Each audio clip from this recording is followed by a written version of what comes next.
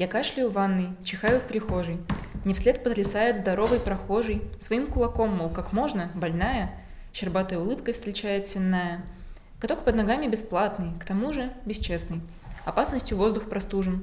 Простужен в печали, но в 8:15 по площади будешь уверенно клацать зубами. Покрылось лицо конденсатом. Но я улыбаюсь всем красноносатым и белобородым с большими мешками. Их лица в ответ заливает стежками морщинок. Я кашляю снова. Похоже, что праздник засел и скребется под кожей. Похоже, нам не над чем больше смеяться. На площади вечные 8:15.